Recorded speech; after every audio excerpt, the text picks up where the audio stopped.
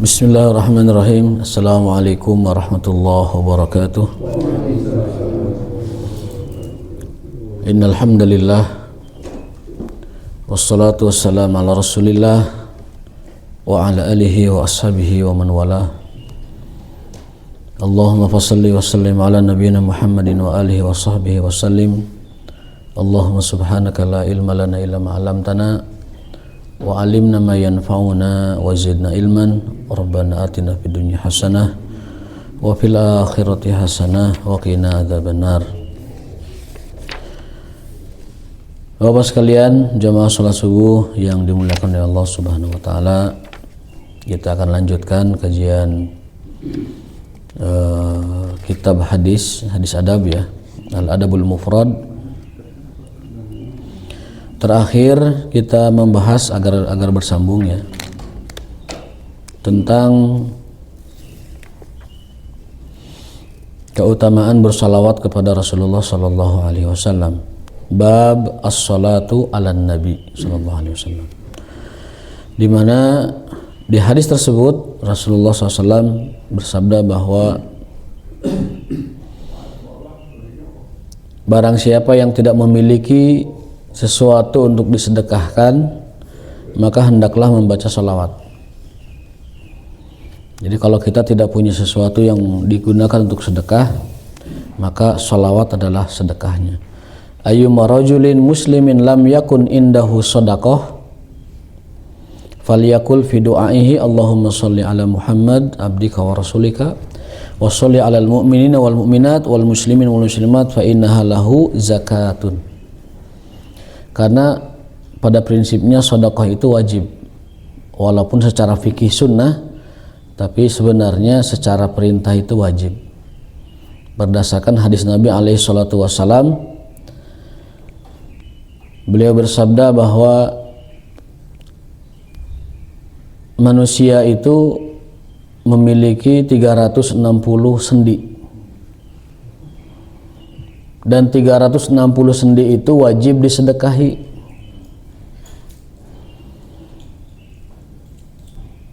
Lantas para sahabat keberatan, ya Rasulullah, laisa minna yastati'u dzalika, tidak semua kita punya sesuatu untuk disedekahkan sebanyak itu. Jadi Rasul menyuruh kita untuk bersedekah dari setiap ruas buku sendi yang ada pada tubuh kita, sebagai hutang badan lah bahasa kitanya, disedekahkan. Kita dikasih jari ini, sedekahi sebagai bentuk syukurnya. Dikasih ini, dikasih ini. Sendi kita itu totalnya 360. Dan 360 sendi itu, mafsol kalau bahasa Arabnya, ruas ya, sendi, itu harus disedekahi. Namun para sahabat keberatan, tidak semua orang punya sedekah sebanyak itu ya Rasulullah SAW. Maka Rasul memberikan solusi, ada penggantinya. Kamu bisa baca tahmid alhamdulillah, kamu bisa baca tasbih subhanallah, kamu bisa baca Allahu Akbar takbir, bisa kan? Bisa. Dan itu dapat di cover oleh 2 rakaat sunnah duha. Nah, selain itu semua ada lagi yang dapat mengcover kewajiban sedekah kita, yaitu sholawat. Nah, di hadis ini Rasulullah SAW bersabda, ini mengulang sedikit yang kemarin untuk ditambahkan yang ke depannya. Ayyuma rajulin muslimin lam yakun indahu shadaqah falyakul fi du'ai Allahumma shalli ala Muhammad, dan seterusnya. Barang siapa yang tidak memiliki sesuatu untuk disedekahi di hari itu, di saat itu, maka hendaklah dia membaca sedekah, membaca sholawat. Fa innaha lahu zakatun, karena sholawat itu adalah sebuah sedekah, sebuah zakat. Itu hadis diriwayatkan oleh Imam Ahmad, Ibnu Majah, dan disahihkan oleh Albani rahimahullah ta'ala. Itu yang pertama ya, faidah dan manfaat sholawat itu sebagai sedekah. Lalu yang kedua, kalau kita membaca sholawat, tapi sholawatnya yang lengkap ya Pak ya, sholawat yang lengkap. Dari Nabi alaihi salatu wassalam, man qala, barang siapa yang membaca Allahumma sholli ala Muhammad wa ala ali Muhammad kama shallaita ala Ibrahim wa ala Ibrahim sampai akhir, Kata beliau, syahidtu lahu yaumal qiyamati bisyahadah. Aku akan menjadi saksinya nanti di hari kiamat dengan sebuah persaksian. Wa syafa'tu lahu, dan aku akan memberikannya syafaat. Tuh udah 3 tuh manfaat sholawat ya. Satu sebagai sedekah, yang kedua sebagai bukti syahadah kita, keimanan dan kesyahidan kita, yang ketiga adalah syafaat Rasulullah SAW. Ya, sholawatnya sholawat yang resmi Pak ya, Allahumma sholli ala Muhammad wa ali Muhammad, bukan sholawat yang lain-lain lah, saya katakan yang lain-lain. Kemudian itu 3 tuh ya. Lalu hadis berikutnya kita percepat karena ini mengulang. Rasulullah SAW ketika diberitahu oleh Jibril alaihissalam, beliau sampaikan itu kepada Umar bin Khattab, karena saat itu Rasulullah sedang wudu. Setelah wudu, keluar dari kamar mandi wudu, itu karena mungkin pembantunya lagi tidak ada, Umar bin Khattab yang membantu keperluannya. Lalu Umar duduk di belakang beliau dengan penuh hormat, dengan penuh ta'zim, dengan penuh ijlal kepada beliau, menunggu sampai beliau selesai dari keperluannya. Setelah itu Rasulullah SAW membalikan badan kepada Umar dan mengatakan bahwa, wahai Umar, barusan Jibril ngasih tahu. Apa yang dikasih tahu? Bahwasanya man shalla alaika wahidatan sallallahu alaihi asyran. Barang siapa yang bersalawat kepadamu, maksudnya kepadaku kalau Rasulullah SAW, maka Allah bersalawat kepadanya 10 kali. Orang yang salawat kepada Rasulullah, maka akan Allah balas kepada orang tersebut yang bersalawat itu 10 kali. Salawat Allah. Apa salawat Allah? Keberkahan, kasih sayang, hidayah, kemudian kemurahan, dan juga lain-lain sebagainya. Al-barakah, wa taufiq, wal hidayah, wa rahmah, dan seterusnya. Wa rafa'alahu 10 darajat. Kemudian Allah akan angkat 10 derajat ke atas. Diangkat derajatnya 10 derajat.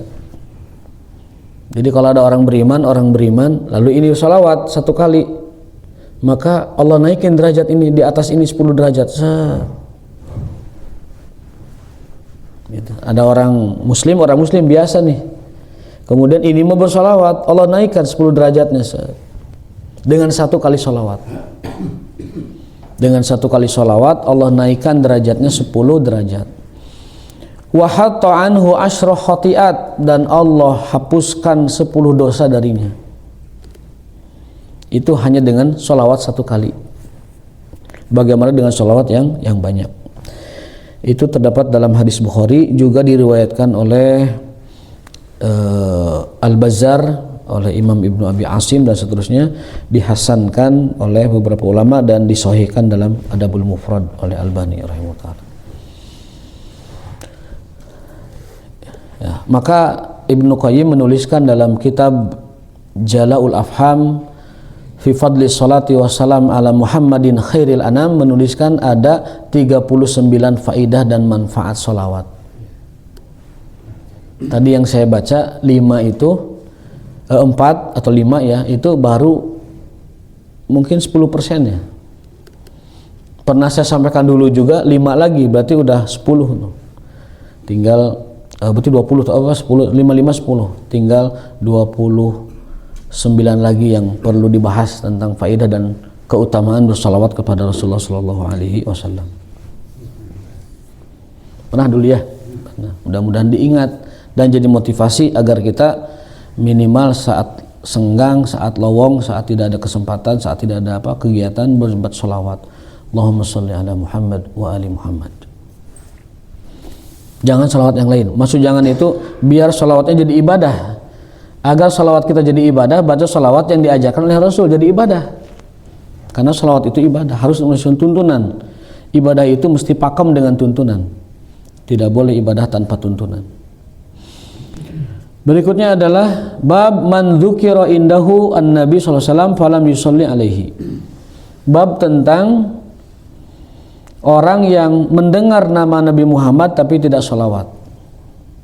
Imam Bukhari sampai membuatkan bab khusus bagi orang-orang yang malas, enggan, atau ngedul, atau malawung, ya, tidak refleks kalau nama Nabi disebut dia tidak sholawat. Itu orang malawung itu.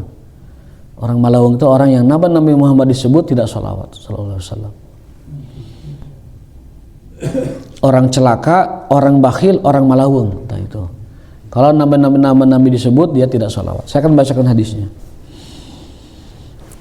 Nah, mulai kadieukeun mulai apa? Teu baca. Tadi mah masih kabaca tidak kebaca. Nah,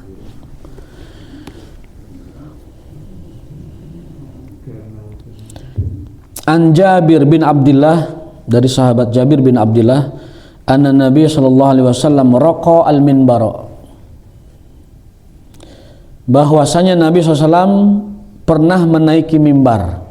Raqa itu naik, di urang mah raqa teh udud, ya. Raqa itu yarqa naik mimbar. Kalau roko rukyah itu rokok, roknya panjang, roko merukyah. Makanya orang perukyah disebut muroki. Muroki itu ahli rukyah, al muroki. Di urang mah al muroki tukang udud, muroki. Ya, kalau dalam bahasa Arab muroki itu adalah ahli rukyah. Gitu. Tukang adan dari ini, dari kata rokok naik itu, dari kata yang rokok yang pertama tadi, naik mimbar. Rasul rokon Nabi al minbar, Nabi menaiki mimbar. Berarti kalau muroki itu adalah orang yang mengantarkan seseorang naik mimbar, itu muazin, dari kata rokok yang pertama tadi, asisten imam, ya. Tapi kalau rokok itu artinya merukyah, gitu ya, merukyah.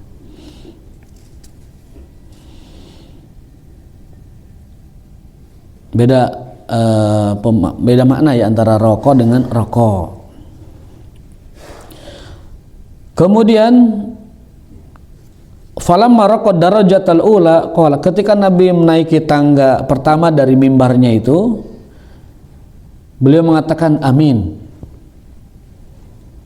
Lalu naik tangga yang kedua di mimbar itu, beliau mengatakan lagi amin. Lalu naik tangga yang ketiga mengatakan lagi amin. Ini menunjukkan bahwa mimbar Nabi itu bertingkat. Tangga pertama, tangga kedua, tangga ketiga. Dan di sisi mimbar Nabi ada tongkat yang biasa dibawa oleh beliau, disampaikan oleh beliau ketika khutbah Jumat. Jadi tongkat dan mimbar itu warid, ada dari sejarah Nabi SAW. Termasuk bagian dari kebiasaan Rasul SAW. Bahkan secara umum tongkat itu adalah bawaan para nabi dimanapun.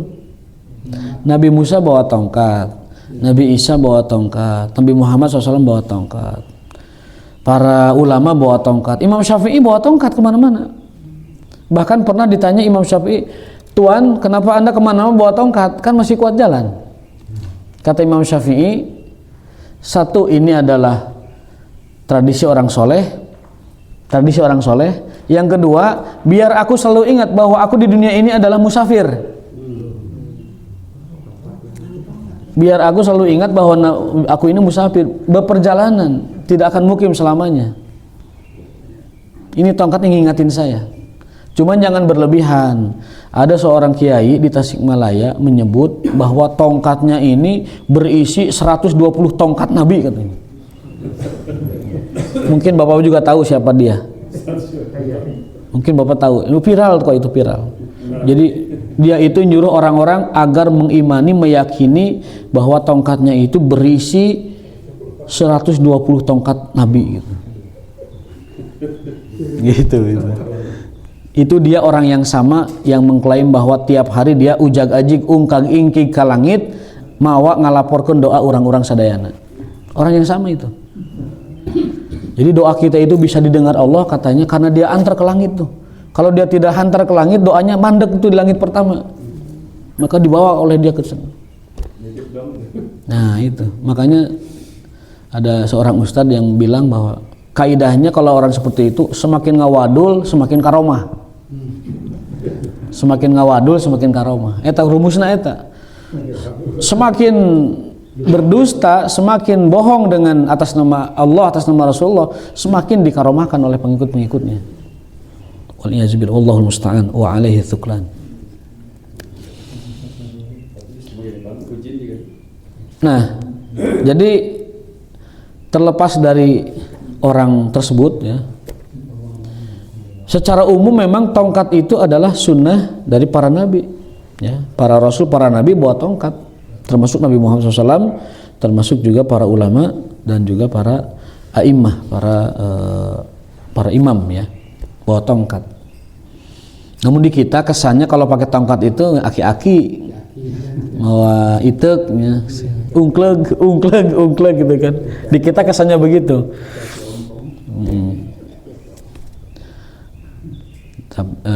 Tapi yang saya lihat tongkatnya itu bukan tongkat yang di bawah gini, tapi tongkatnya agak tinggi segini. Tongkat yang dipegang ya segini nih. Kalau kita lihat sejarahnya, Umar bin Khattab itu pegang tongkatnya segini. Bukan tongkat yang untuk nahan badan, bukan tongkat beban, tapi tongkat perjalanan lah, tongkat perjalanan, tongkat musafir itu. Makanya Imam Syafi'i ketika ditanya kenapa anda bawa tongkat, wahai imam, kan anda masih sehat. Saya ingin agar tongkat ini menjadi pengingat bahwa saya di dunia ini hanya sebentar, musafir saja, hanya musafir. Siap bawa tongkat? Enggak, kalau sunnah-sunnah seperti itu ya, sunnah yang tidak ditekankan diikuti. Kenapa? Karena tidak berdampak kepada ibadah, hanya mengikuti mengikuti kebiasaan. Beda dengan sunnah yang sifatnya ibadah. Kalau sunnah kebiasaan itu tidak terlalu ditekankan untuk diikuti ya, berbeda dengan sunnah yang berupa ubudiyah ya.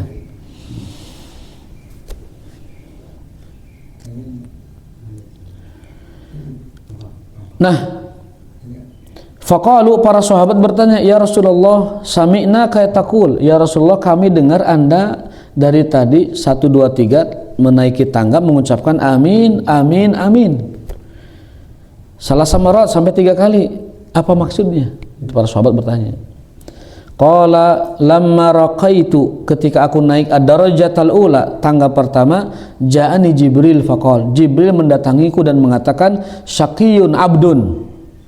Syaqi itu sengsara, celaka, nalangsa, keblangsak, itu syaqi. Adraka Ramadan fansalakha minhu falam yughfar lahu.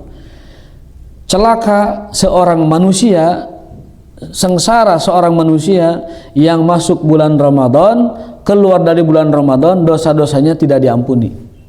Artinya Ramadannya gagal. Celaka orang yang Ramadannya gagal, yang dimaksud gagal itu keluar dari Ramadan seperti yang lain-lainnya, tetapi dia tidak diampuni. Fakultu amin, aku aminkan itu ucapan Jibril, amin. Summa qala syaqiyun abdun, syaqiyya abdun, maaf, syaqiyya abdun, celaka, nelangsa, sengsara seorang manusia, adraka walidayhi, mendapati kedua orang tuanya, atau salah satunya, atau ahadahuma, falam yudkhilahul jannah, tapi itu tidak membuatnya menjadi sebab masuk surga dengan berbakti kepada mereka. Fakultu amin, aku aminkan itu orang-orang yang punya orang tua atau salah satunya masih hidup tapi tidak berbuat baik kepada mereka, dan dia pun sengsara karena tidak menjadikannya sebagai ladang untuk menjadi bekal masuk surga. Amin, aku katakan amin. Summa qala, lalu yang ketiga, syaqiyya abdun, sengsara seorang manusia, celaka seorang manusia, dzukirta indahu, namamu hai Muhammad disebut namamu, baik Rasulullah, baik Muhammad, baik Nabiullah ataupun lain sebagainya, walam yusolli alaika, dan dia tidak bersolawat kepadamu. Berarti di dunia ini ada orang yang celaka, 3 orang tuh, 3 orang yang celaka. Satu yang punya orang tua tidak berbakti, yang kedua yang masuk bulan Ramadan tapi tidak maksimal mengisi Ramadan, dan yang ketiga adalah orang yang disebut nama Rasulullah tidak mengucapkan sholawat. Sholawat yang saya maksud adalah Allahumma sholli ala Muhammad wa ali Muhammad. Fakultu amin, aku aminkan itu. Ini selain Bukhari juga diriwayatkan oleh Imam At-Tabarani dan disahihkan oleh Albani dan beberapa ulama lainnya. Jadi ini hadis super sahih lah. Banyak yang mensahihkannya. Ya.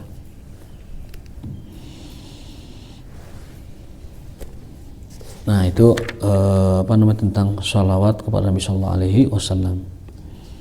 Ada hadis lain tapi hanya beda redaksi, maknanya itu kurang lebih sama. Berikutnya karena masih ada waktu ya. Selama ya.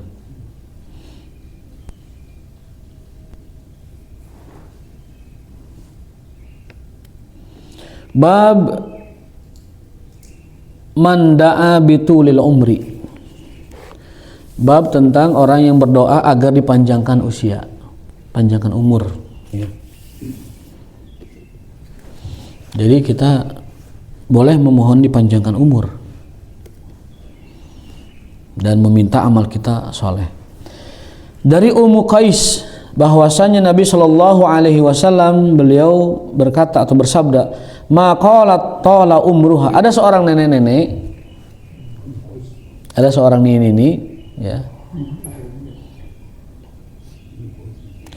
Maqalat, dia itu tidak pernah tidur siang.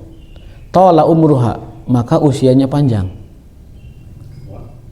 Jadi ini maksudnya Nabi itu mengabari ada seorang nenek-nenek, dia itu nggak pernah tidur siang, makanya usianya panjang. Berarti secara tersirat Rasul ngabari kita kalau mau umur panjang jangan dibiasakan tidur siang. Tidur siang yang ba'da zuhur, kalau tidur siang yang qailulah sebelum zuhur itu disunahkan. Qailulah yang dimaksud Nabi itu tidur siang itu sebelum zuhur, supaya sholat zuhur kita itu segar. Itu disunahkan minimal 30 menit atau 20 menit. Tapi kalau terlalu banyak tidur siang, apalagi pada zuhur, ya, itu tidak dianjurkan. Dan Nabi memberi semacam pengkabaran, ada orang yang umurnya panjang itu karena dia tidak punya kebiasaan tidur siang yang panjang. Entah itu melogikakannya bagaimana, Allah alam, saya itu kurang paham itu. Bahwa kata Nabi ada wanita yang usianya panjang, dia punya kebiasaan tidak tidur siang. Jadi kalau mau tidur siang sebelum zuhur Pak, setengah jam itu sunnah. Tapi kalau ngemplad tidurnya habis zuhur sampai ke asar terlalu panjang. Kalau bahasa kasarnya mungkin meakun umur. Meyakan umur tidur siang terlalu panjang itu. Tapi kalau yang sebelum zuhur itu sunnah. Sampai Nabi menyuruh sunnah itu dengan mengatakan tidurlah kalian di siang hari. Qailulah maksudnya. Kilu fa inna syaitana la yakil, karena syaitan itu tidak pernah tidur siang. Kenapa syaitan tidak pernah tidur siang? Saking fokusnya menggoda manusia. Jadi setan itu saking fokus, saking wakal, sibuknya menggelincirkan manusia, ngagoda manusia sampai-sampai nggak punya waktu untuk tidur siang. Itu setan itu. Fa inna syaitana la yaqil. Setan itu tidak tidur siang, saking sibuknya menggoda manusia. Jadi Pak, bayangkan kita ini dihadapkan dengan setan yang kerjaannya menggoda kita habis-habisan, bebeakan sepenuh daya upaya sampai-sampai sempat tidur siang. Hah? Setan malam tidur kan? Malam tidur setan juga. Tidur. Tapi yang paling bahaya malam justru banyak. Iya, tapi kan tidak semua setan tidur. Ada mungkin yang tidur, ada yang bangun. Iya. Aya setan anu mantuan laju sinetron aya. Aya setan anu mantuan gapleh aya gitu. Aya setan anu mantuan segala macam. Jadi setan itu tidak tidur siang, saking sibuknya menggoda manusia. Kalau malam tidur, sebagian yang menggoda ada. Apa dalilnya? Begini. Kata Rasul SAW, kalau seseorang masuk ke rumah baca bismillah, maka setan yang mau masuk ke rumah itu nggak jadi, dan dia ngasih tahu teman-temannya, la mabita indakum wala asya. kamu jangan masuk ke rumah ini karena tidak ada makan malam dan tidak ada tempat tidur. Ya, sehingga berarti setan itu tidur di rumah kita, itu setan tidur. Tidurnya itu bisa bareng kita, bisa bareng pasangan kita, bisa bareng anak-anak kita. Setan itu tidur di rumah kita kalau kita masuk ke rumah tidak baca bismillah. Tidak baca bismillah. Atau tidak baca assalamualaikum. Bismillah. Tidak baca bismillah. Hadisnya tidak baca bismillah. Kalau assalamualaikum itu pengundang barokah. Dalam sebuah ayat, fa idza dakhaltum buyutan fasallimu ala ahliha tahiyatan mubarakatan thayyibatan min indillah. Itu salam tuh. Salam itu adalah sapaan Allah. Salam itu adalah keberkahan dari Allah. Salam itu adalah kebaikan dari Allah. Tahiyatan mubarakatan thayyibatan. Itu dahsyatnya salam. Namun kita jarang menyadari itu. Maka ulama menyimpulkan agar rumah kita itu penuh dengan keberkahan dan kenyamanan. Berkah maksudnya banyak kebaikan, nyaman maksudnya jauh dari setan. Baca dua-duanya. Masuk ke rumah itu baca bismillah, baca assalamualaikum. Baca bismillah, bismillah. Yang kedua, assalamualaikum warahmatullahi wabarakatuh. Meskipun tidak ada penghuninya. Assalamualaikum tambah nama budaya. Jangan ditambah-tambah. Itu sama dengan minta ke Tuhan lain kalau begitu. Cakap-cakap assalamualaikum. Jadi masuk ke rumah itu biasakan bismillah dulu, bismillah. Assalamualaikum warahmatullahi wabarakatuh. Maka itu adalah dua hal yang sederhana tetapi sangat besar sekali dalam mengundang keberkahan dan kenyamanan, keamanan dari Allah Subhanahu wa taala. Tidak baca ayat kursi. Apalagi kalau kamu nempelkan ayat kursi mah dina panto, baru karena setan sieun ku kertas. Tidak. Setan itu takutnya kalau ayat kursi dibaca, bukan dipajang. Dipajang moal sieun. Setan tidak takut dengan tulisan ayat kursi yang dipajang. Setan itu takutnya kalau ayat kursi dibaca. Kalau rumah kita memang dirasakan ada gangguannya, boleh itu ayat kursi dibaca. Bahkan afdolnya Al-Baqarah dibaca semua. Al-Baqarah dibaca semua. Kan ada itu hadisnya. Inna syaitana, hadis Bukhari, hadis sahih. Inna syaitana yanfiru minal baiti alladhi yuqra'u fihi suratul Baqarah. Sesungguhnya setan yanfiru, berlari, kabur, kabret, yanfiru, kabur, minal bait, dari rumah, alladhi yuqra, yang dibaca, fihi, di dalamnya, suratul Baqarah, surat Al-Baqarah. Maka meruqyah properti itu surat Al-Baqarah. Baru beli tanah, ruqyah dengan Al-Baqarah. Baru beli gedung, ruqyah dengan Al-Baqarah. Baru beli kantor, ruqyah dengan Al-Baqarah. Baru nempati rumah, baik ngontrak, baik beli, baca Al-Baqarah. Mau membangun, selesai bangunannya mau ditempatin, baca Al-Baqarah. Pokoknya Al-Baqarah itu dibaca sebagai ruqyah bangunan. Tapi Al-Baqarahnya khatam. Baik khatam seorang diri atau khatam dengan bersama-sama. Misalkan kalau dulu guru saya itu mencontohkan begini, kalau misalkan beliau baru beli rumah atau beliau disuruh untuk mendoakan rumah baru, itu ngajak santrinya 10 orang, masing-masing itu baca, kamu 3 lembar ya, 3 lembar, 3 lembar. Jadi khatam Al-Baqarah oleh 10 santri dibagi gitu. Katanya ada yang paket hematnya awal akhir. Itu mah nyari-nyari cara itu mah. Menghelah Al-Baqarah. Daripada tidak kalau itu mah. Seperti misalkan sunnahnya itu kan Al-Kahfi itu malam Jumat dibaca full. Bahkan sekali-kali kita perlu saat itu. Perlu sekali-kali Yasin tidak dibaca, nggak apa-apa, Al-Kahfi aja full, tapi sekali-kali. Ya. Tapi karena kita tidak mungkin baca dua-duanya, karena kita tidak bisa duduk majelis sampai jam 9, jam 8, jeung kadituna carape leuwih nama. Maka kita ambil daripada tidak. Awal Al-Kahfi dengan akhir Al-Kahfi. Itu kaidahnya, kalau tidak bisa diambil semuanya, jangan ditinggalkan seluruhnya. Ma la yudraku kulluhu la yutraku kulluhu. Yang tidak bisa diambil semuanya, jangan ditinggal semuanya. Ya 10 awal 10 akhir lah, tidak apa-apa. Tapi sekali-kali perlu mengamalkan hadis tersebut, bahwa barang siapa yang membaca surat Al-Kahfi khatam di hari Jumat atau malam Jumat, baik siang atau sore, baik sebagian malam sebagian sore, siang atau malam dibagi dua al-kahfinya misalkan, kanat lahu nurun, akan diberikan cahaya dari tempat duduknya sampai akhirat nanti. 110. Dalam hadis lain, dari tempat duduknya sampai Baitillahil Atiq, Baitillahil Haram. Itu orang yang baca surat Al-Kahfi secara full, secara keseluruhan, akan diberikan cahaya penerang di akhiratnya nanti. Kan sekali-kali mau perlu berarti kan malam Jumat sekali-kali, tapi kalau dirasa berat ya cukuplah seperti format biasa juga nggak apa-apa. Nah, paket hemat ya, paket hemat.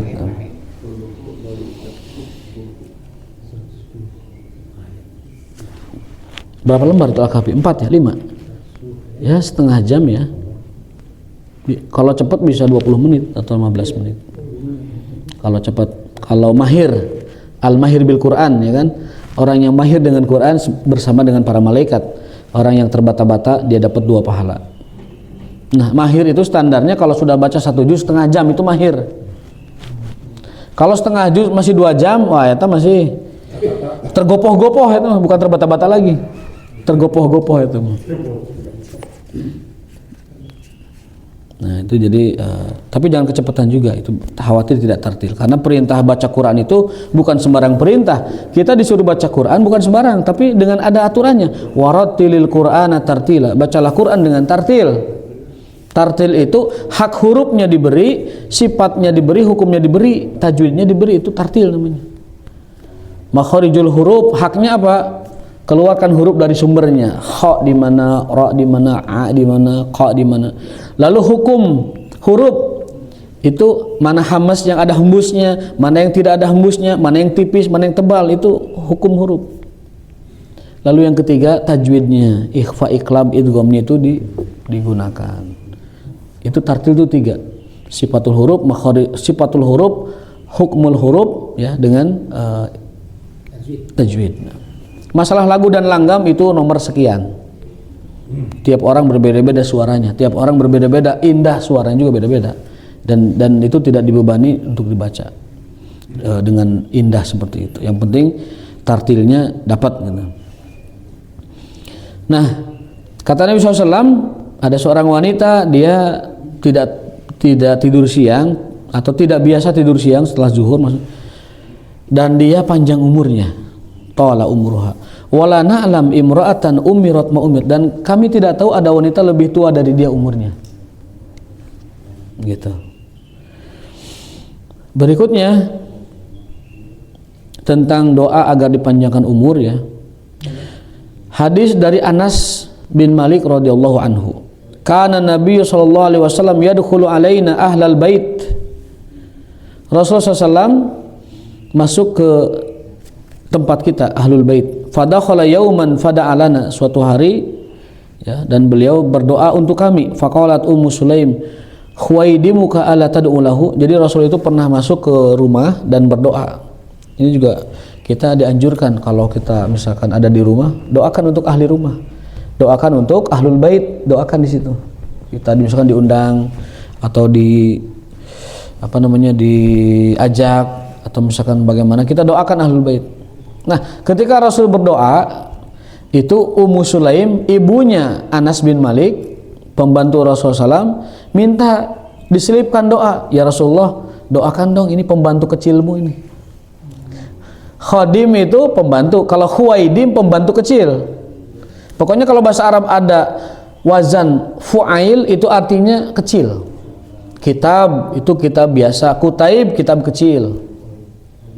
Umar itu Umar gede, kalau Umar kecil.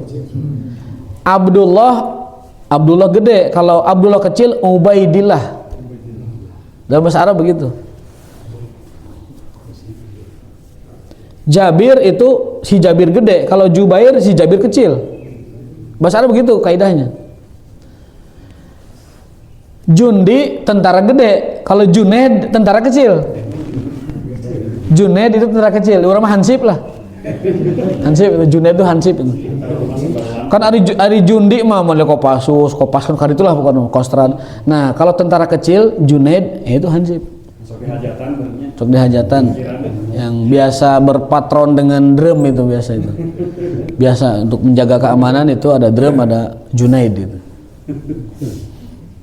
Nah itu apa namanya dalam bahasa Arab.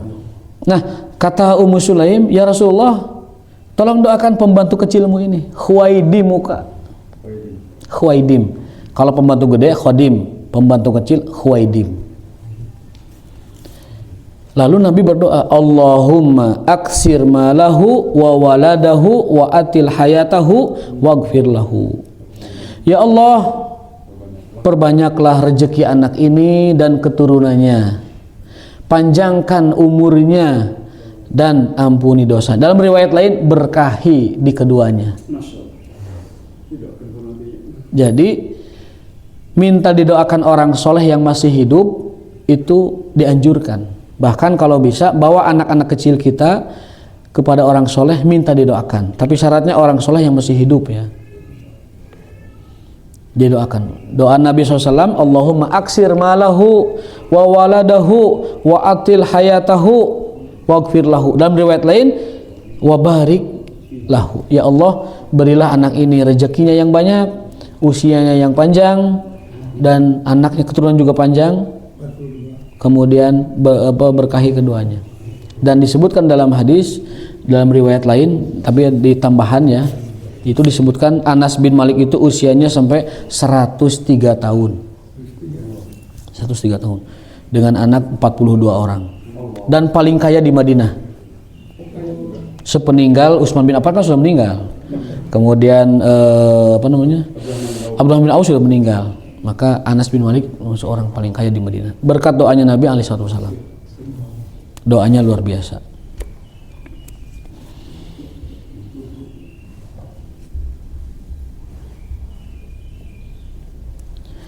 Fada ali bisalasin, fadafantu mi'ah wasalasin. Masalah satu. Ya, karena berkat doanya Nabi, Anas bin Malik dikuburkan, dufinatu dikuburkan, dafana dikuburkan, mi'atan wasalasah, 103 tahun. Berarti wafatnya 103 tahun. Wa inna thamarati la tut'imu fis sanati marratain. Kebun-kebun kurmaku panennya 2 kali. Kata Anas ini. Diceritakan bahwa Anas itu kebunnya panen 2 kali, yang lain sekali. Saat itu ya. Wa inna thamarati, dan buah-buahannya latut panen fisana di 1 tahun marrotain 2 kali. Di sana mah aneh ya. Di sana mah aneh panen 2 kali itu. Mungkin teknologi sekarang bisa 3 kali. Iya. Mungkin ya, saya kurang paham tuh ilmunya. Mungkin rekayasa genetika sekarang untuk tumbuh-tumbuhan bisa mungkin 3 kali, 4 kali. Nah, zaman dulu mah panen 1 kali itu sudah berhasil. Panen 2 kali ajaib. Nah, Anas itu panennya 2 kali, beda dengan yang lain. Berkat siapa? Berkat doanya Nabi alaihissalatu wassalam. Wa talat hayati, dan umurnya panjang. Tadi udah sebut umurnya. Hatta istahyaitun nas. Bahkan kata Anas bin Malik ketika masih hidupnya bercerita, saya sampai malu kepada orang-orang. Pangkolotna. Istahyaitu, haya itu malu. Saya malu minan nas, dari masyarakat. Aduh, malu sekali, saya paling tua ini. Wa arjul maghfirah, dan aku bermohon kepada Allah kemaafan atau keampunan. Jadi seluruh yang Nabi baca doanya itu kejadian.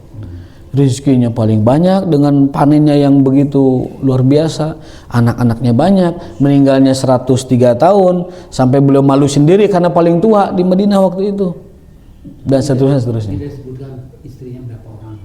Itu di cerita yang lain. Karena anaknya 42. Kalau anak 42 rasa-rasanya mungkin lebih dari 1 istri. Kalau 42 ya. Kalau 1 istri 42 itu rasa-rasanya agak berat lah. Agak berat. Kalau dari 4 atau dari 3 itu munasib lah. Cocok gitu ya. Munasib. Anu parah mah teu hiji jajan itu. Nah, itu parah mah jajan. Nah, baik, waktu habis ya. Nah, mungkin itu dulu kita cukupkan karena sudah syuruk. Besok selanjutnya kita akan mengkaji bahwa kita harus diperintahkan oleh Allah Ta'ala berlindung dari 4 situasi. Kita diperintahkan oleh Allah, oleh Rasulullah untuk berlindung dari 4 situasi. 1, berubahnya nikmat. Yang keduanya berkurang kesehatan. Yang ketiga adalah murka Allah yang tiba-tiba, dan yang keempat adalah kematian yang mendadak. Kita disuruh berlindung pada Allah setiap waktu dari 4 kondisi seperti itu. Insyaallah nanti minggu depan kita bahas. Assalamualaikum subhanakallahumma wa bihamdika wa astaghfiruka wa atubu ilaik. Wassalamualaikum warahmatullahi wabarakatuh.